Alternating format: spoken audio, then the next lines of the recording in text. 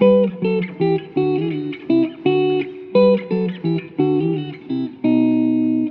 looking at Hallowed Be Thy Name by Maiden, which features some nice clean guitar with major and minor third intervals. Major third, minor third. We've color coded them on the PDF.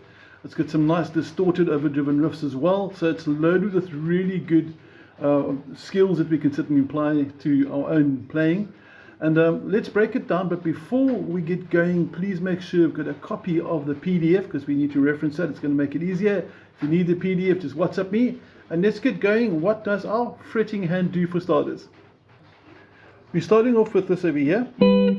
It's on your riff number 1, and it's in dark blue on the PDF. And you'll notice that that note is a G, this note's a B, and that's a major third interval for those who got classical. Now, when you go to the first one in red, that'll sound like that. Now, notice the difference in shape. The one shape is like this, and the other shape is like that, only a fret down. This shape we're going to call the minor shape, because it's a minor third interval. So all your blue ones, all the ones like that, and the 5/7s, for example, as it goes through there, all those are major intervals. All the reds will be minor intervals. Now, before we take you into learning the actual riff of slides, I want to quickly show you the picking technique for this, because it's quite sneaky. There are 2 ways to do it. You can use your thumb and your first finger like this. You can play it like this, like that. Or, if you don't like putting your pick down, I like keeping my pick in my hand. I use my pick to play that note, and my middle finger for that. So now, and I like using this, it's called hybrid picking. So you don't have to, you can use fingers, thumb, or you can go for the pick. So that's your choice, whichever you like. That's pretty cool. Okay, back to the fretting hand, please. You'll notice my fingers are numbered as well. I like using my first finger, obviously, for the bass note, and my pinky for the high pitched, although some players might favor their first and third. So either first and ring, or first and pinky. I'm not too fussy there. Now, the first shape, major shape, second shape, minor shape, slides down, minor shape again. So it's the blue, red, red. And then we're going to have a very sneaky little slide over here. You pick both from 5 and 7. And your first finger slides 2 frets up from 5 to 7, while your pinky or ring slides up 1 from 7 to 8. So you've got one finger sliding 2 frets, other finger sliding 1. Slow motion. There we go. So that's quite a sneaky little one. And then you have to slide from there back to where you were. So super slow motion. I always play bad playing super slow, so if I make a mistake, don't laugh too loud. Okay, here we go. And then you jump down 2, 3, 5, and back. On the second riff, or second bar rather, sorry, the second bar of the first riff starts the same. Sorry, there we go.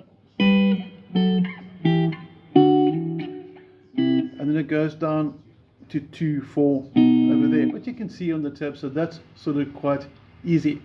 And there are little notes as well, like for example to the right of that on your PDF, it says part 1 is where he's busy sort of narrating and waiting in my cold cell when the bell begins to chime. Okay, so while he goes through that whole part of singing, sort of talking, narrating, this riff is going in the background the whole way through. Now after that, we're going to hit some distortion. Riff number 2 should sound like this.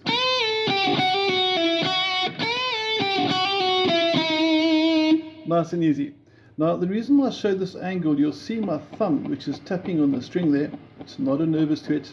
That needs to silence these strings so they can't vibrate. So I'm using my side of my thumb to dampen, to make sure that the strings I'm not playing can't vibrate. And then obviously this hand does this thing over here. Now, especially for the slide, I'm going to show you from a different angle now quickly. It's going to start with a bend, and the 10 in brackets in riff number 2 says bend above it. So you're going to bend this 10 to sound like 12. So it's okay. So it's going to go slow motion, then hammer on and pull off 7 and 8. That's the 7. 7 on the third string, and back to 7. So one more time. just to reinforce that hammer on and pull off, we can see here now when I'm picking the strings and when I'm not. So this little hammer on and pull off, you can see 3 notes, he's only picking the 1. So here we go, 1, 2, 3, 4, and... Now the second riff, pretty much the same. And it ends on fret number 8. Now part of the trick over here with the hammer-ons and pull-offs on this riff is to ensure that you're using the right fingers for the right frets. So I like starting the bend with my ring finger, finger number 3. It's nice and strong. I can pull it back down. I'm using support with 1 and 2. So 1 and 2 are supporting the ring finger. So I'm actually bending with 3 fingers. Then the 8, the first finger looks after. Then it slides back to the 7. Hammer on and pull off with the middle finger, which means ring finger is in position for number 9, and the first is still ready for the 7. And the second one, small move,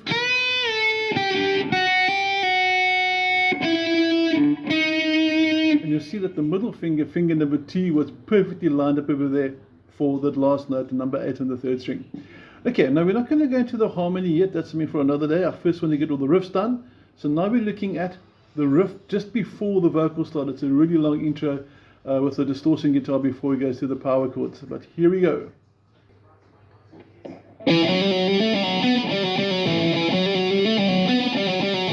Now this is quite a cool pinky twister as well in the process. So let's zoom in nice and close to the fretting hand and see when the pinky has to work. I'd like us to be sort of quite strict over here with 1 finger per fret. So everything in fret 4, first finger, everything in fret 5, middle.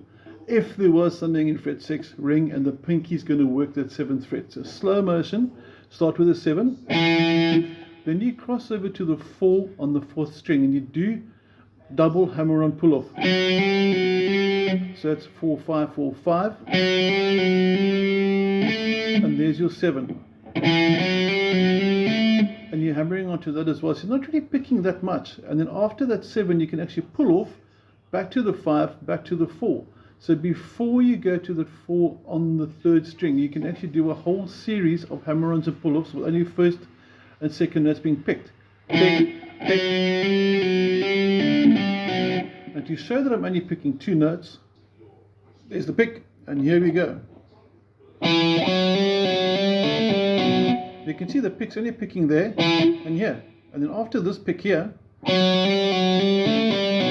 can see this is static. All the work is being done by the fretting hand over here until you get to the 4 on that string. So back to the left hand.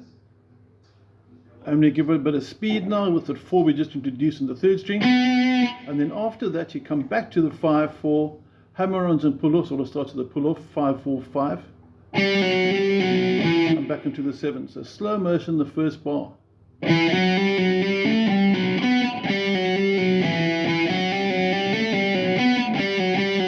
And of course you just want to pick up speed with that. And then also very important, remember to keep your thumb really close to the strings. And of course we're referring to your picking thumb, because obviously when you're crossing strings it's very easy to have this. That's really noisy. We don't want that. We want this note or that note. And if you look carefully, you can see my thumb pointing at it now. It's actually resting on the strings. You can see the string move really carefully as well, really closely. So I'm using the side of my picking hand's thumb to make sure my notes are nice and silent, especially for the hammer-ons and pull-offs. Okay, so not much movement here, but the thumb is crucial for palm damping, or for string muting rather, sorry. And then I'm also holding onto the bottom strings with those fingers there, just for the extra bit of security, although that's not that important. Now eventually the power chords. And for this part, the counting and the quiet, the riffs between are crucial. So riff number 4, this is when you start singing. When the priest comes to read me the last rites, it's going to go 1, 2, 3, 4, and 2, 3, 4, 2 and 3 and 4, 2 and 3 and 4, 2, 3 and 4. And it's really easy, but there's a very quick slow motion riff. I'm going to slow it down now, obviously, because it's quite fast. But we'll get down to that later. Now, part of these studies is also not just to learn cool riffs, but to learn the names of the power chords. I find quite often we know what to play, but you don't know what it's called. Like, do you know the name of the chord? Fret number 7, that's an E5. So for those who do know, just bear with me, this is for those that don't. The next part, G5's on top, and you're going from a G5 to a C5. Notice how close they are, just strings apart.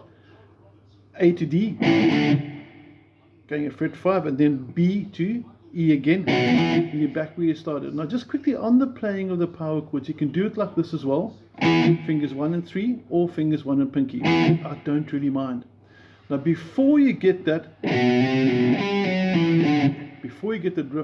you're going to have a quick, which is going to be B5 to C5 power chords. The 5 simply means power chords.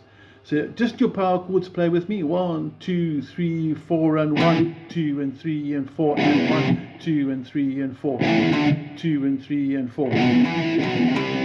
And after that, you're going to learn this little riff over here. First finger goes down to fret number 7. You do a hammer on a pull off. Then your pinky comes in again. What I like about Iron Maiden is they really work that pinky, and I think that's what makes them so melodic as well, because they're using more creative diatonic phrases, but that's just a possible observation, not a fact. And it's going to go 10, pull off to the 9, pull off to the 7. So you're doing a double pull off from the 10 to the 9 to the 7. Pinky to the top, and then you immediately back to the E power chord. So you're going to go just fast, like that. And that's basically all you need, excepting for a really, really good lead solo for the song. That should take you through Hallowed Be Thy Name most of the way through. If you've got any questions or want to know more about the song, just drop me a WhatsApp. We'll be more than happy to help you out. Otherwise, have a wonderful, fantastic day. Take care. Cheers.